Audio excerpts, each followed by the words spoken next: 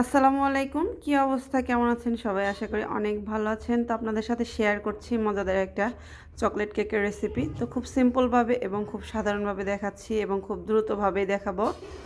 তো সব কিছু ভিডিও সম্পূর্ণ দেখে অবশ্যই বুঝে নিতে হবে তো কি বলছি। তো সম্পূর্ণ ভিডিও দেখার অনুরোধ রইল। তো চলুন চলে যাচ্ছি মূল পদ্ধতিতে। আজকে খুব শর্টকাটে আমি ভিডিওটা দেখাবো, কিন্তু এই ভিডিওর মধ্যে আমি খুব সুন্দর করে বলে দিব, আর মনোযোগ সহকারে দেখবেন অবশ্যই। তো আমি এখানে 3টা ডিম নিয়েছি, কুসুমটা একটু আলাদা করে রেখেছি।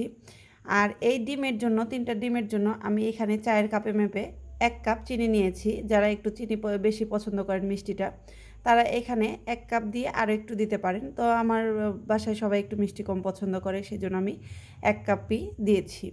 তো এবার হালকা হালকা করে দিব আর একদম বিট করব। তো আমি বিট করাটা খুব একটা দেখাচ্ছি না, একদম শেষে আপনাদেরকে দেখাচ্ছি। তো ফিরে আসছি বিট করা পর্যন্ত।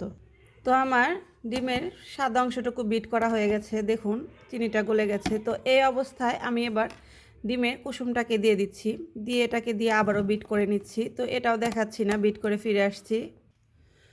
তো আমার কুসুম সহ আমি পুরোটাই বিট করে নিয়েছি। এবারে এর মধ্যে দিয়ে দিচ্ছি 1 টেবিল চামচের মতো ভ্যানিলা এসেন্স। তো আমি কোন ব্র্যান্ডেরটা ব্যবহার করছি সেটাও আপনাদের বলে দিচ্ছি, ওয়ান সুপার।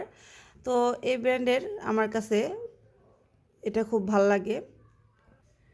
তো এবারে দিয়ে দিচ্ছি এখানে 2 টেবিল চামচের মতো সয়াবিন তেল। আর এগুলো দিয়ে আমি জাস্ট 10 থেকে 15 সেকেন্ড বিট করব। তো এখানে আমার একটা কথা বলতে ভুল হয়েছে, আমি দিয়েছি চকলেট এসেন্স আর সেটাকে বলেছি আমি ভ্যানিলা এসেন্স। তো চকলেট এসেন্সও কিন্তু লাগবে। তো আমি এবার দিয়ে দিচ্ছি ভ্যানিলা এসেন্স। তো এখানে আমি আবার 1 টেবিল চামচের মতো ভ্যানিলা এসেন্স দিয়ে দিচ্ছি। তো আমি এই ব্র্যান্ডটাকেও দেখিয়ে দিচ্ছি। তো আমি রয়্যালেরটা ব্যবহার করছি, আপনারা চাইলে যে কোনো সুপার শপের ভালোটা যেটা সেটা ব্যবহার করতে পারেন। তো এবারে 10 থেকে 15 সেকেন্ড বিট করে ফিরে আসছি। তো এখানে আরেকটা কথা বলে দিচ্ছি, আপনারা যখন চায়ের কাপে মেপে চিনি নেবেন, যতটুকু চিনি নেবেন ঠিক ততটুকু পরিমাণ ময়দা ব্যবহার করবেন। তো আমি এখানে হাফ কাপ ময়দা ব্যবহার করছি এবং হাফ কাপ ব্যবহার করছি কোকো পাউডার। তো আমি মালয়েশিয়ান কোকো পাউডারটা ইউজ করছি, চেষ্টা করবেন একটু ভালো মানের কোকো পাউডারটা ব্যবহার করতে। এবারে এটাকে সাইডে রেখে দিচ্ছি। তো এবারে একটা চালনি নিচ্ছি, নেওয়ার পরে এগুলোকে ঢেলে দিলাম। এবারে এর মধ্যে আমি 2 টেবিল চামচ দিয়ে দিব গুঁড়ো দুধ। এতে করে কেকের টেস্টটা খুব ভালো আসবে। এবারে বেকিং পাউডারটা দিয়ে দিচ্ছি 1 টেবিল চামচের মতো। এবারে এগুলোকে আমি ছেঁকে নিচ্ছি ঠিক এইভাবে। তো এবার এই লাপসগুলোকে আমি এবার ফেলে দিব, কিংবা যদি কেউ ফেলে দিতে না চান, একটা চামচের সাহায্যে এরকম ট্যাপ করলে কিন্তু এটা আবারও মিহি হয়ে যাবে। তো এভাবে করে আমি 2বার সেঁকে নেব।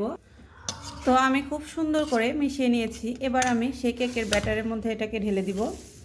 তো আমি অল্প অল্প করে এভাবে মিশিয়ে নেব, একবারে মেশাতে যাবেন না, এতে করে কিন্তু দলা পেকে যাবে। তো অল্প অল্প করে দিয়ে এভাবে আলতো হাতে মিশিয়ে নেব। তো এভাবে করে আমি সবগুলো মিশিয়ে নিচ্ছি। এটা কিন্তু খুব আলতো হাতে করতে হবে, বেশি জোরে জোরে নাড়াচাড়া করবেন না, এতে করে কিন্তু ডিমের যে ফোমটা আছে সেটা নষ্ট হয়ে যাবে। ঠিক এক সাইড থেকে এভাবে ঘুরিয়ে ঘুরিয়ে মিশিয়ে নিতে হবে। তো খুব সুন্দর করে আমি কিন্তু এটাকে মিশিয়ে নিয়েছি। এবার আমি এখানে একটা মোল্ড নিয়েছি আর এখানে A4 সাইজের পেপার নিয়েছি, নিয়ে এটাকে একটু তেল ব্রাশ করে এভাবে সেট করে নিয়েছি। তো আপনারা এভাবে করে নেবেন। এবারে আমি এভাবে একটু উপর থেকে কেকের ব্যাটারটা ঢেলে দিচ্ছি। ঢেলে নেওয়ার পরে আমি এখানে কিছু মোরব্বা কেটে রেখেছি, এগুলোই দেবো, আমার বাচ্চারা খুব পছন্দ করে। তো এটা টোটালি অপশনাল, চাইলে দিতেও পারেন নাও পারেন। তো আমি এইভাবে করে ছড়িয়ে দিচ্ছি। তো দেওয়া হয়ে গেলে আমি এইভাবে করে একটু ভিতরে দিয়ে দিচ্ছি, এতে করে খুব সমানভাবে এর ভিতরে ঢুকে যাবে আর খেতেও কিন্তু ভালো লাগবে। তো এই তো দেওয়া হয়ে গেছে, এবারে এটাকে একটু ট্যাপ করে দিচ্ছি, এতে করে ভিতরে লাম্পস ক্রিয়েট হবে না। তো এবারে একটা ফ্রাই প্যান নিয়েছি, যে কোনো হাঁড়ি নিলেই হবে। আমি এর মধ্যে সামান্য পানি দিয়েছি, এতে করে কিন্তু খুব সুন্দর হয় নিচের অংশটা, মানে যারা আসলে চুলায় বেক করে। তো এইভাবে আমি সবসময় করে থাকি। তো এইভাবে দিয়ে আমি চুলাটাকে অন করে দিচ্ছি। তো প্রথমে একটু ফুল স্পিড দিচ্ছি, 5 মিনিট হয়ে গেলে আমি এটাকে মিডিয়াম টু লো আঁচে দিয়ে দিব। এবার উপরে ঢাকনা দিয়ে দিচ্ছি। তো যেহেতু আমি এখানে পানি দিয়েছি, সেহেতু আমি এই ছিদ্রটাকে কিন্তু কোনো অংশ দিয়ে বন্ধ করব না, এটা এই রকমই থাকবে। আর যারা ডিরেক্ট চুলার উপরে এমনি নর্মালি বেক করবেন, তখন এই ছিদ্রটাকে বন্ধ করে দিবেন। তো ফিরে আসছি 20 মিনিট পর, যেহেতু চুলাই করছি একটু সময় লাগছে, তো 20 মিনিট পর ফিরে এসে আপনাদের সাথে শেয়ার করছি। তো আমার কেকটা একটু বেশি ফুলে গেছিলো, সেই জন্য কিন্তু আমি ট্রান্সফার করে একটা কড়াইয়ের মধ্যে দিয়েছি। তো তখনও পানি দিয়েছিলাম, পানিটা একটু শুকিয়ে গেছে। আর মাঝখানে যে অংশটা দেখতে পাচ্ছেন সেটা কিন্তু আসলে ওই ইয়ের থেকে, ঢাকনা থেকে একটু পানি পড়ে গেছিলো, সেই জন্য এই অবস্থা হয়েছে। তো আমি এটাকে একটু চেক করে নিচ্ছি জাস্ট 15 মিনিট পর যে আসলে হয়েছে কি না। তো আমি একটা ছুরির সাহায্যে দেখে নিচ্ছি। তো ছুরিটা কিন্তু খুব সুন্দরভাবে উঠে এসেছে, দেখুন এর সাথে কিন্তু কোনো কিছুই লেগে নেই, তার মানে এটা সম্পূর্ণরূপে কুক হয়েছে। তো এটাকে এবার নামিয়ে একটু ঠান্ডা করে নিচ্ছি। তো কেকটাকে এভাবে ঢেলে নিলাম। তো দেখুন অনায়াসে কিন্তু এটা উঠে গেল। এবার এটাকে আমি এই র্যাপিং পেপার থেকে খুলে নিচ্ছি। তো দেখুন কেকটা কতটা স্পঞ্জি হয়েছে। এবার আমি এটাকে কেটে আপনাদের সাথে শেয়ার করছি। তো প্রথমে আমি এভাবে একটা কেটে দেখাচ্ছি, আর অবশ্যই কেকটাকে একটু ঠান্ডা করে নেবেন। দেখুন ভিতরে কত সুন্দর হয়ে গেছে। তো আমি এভাবে সবগুলো কেটে নিচ্ছি।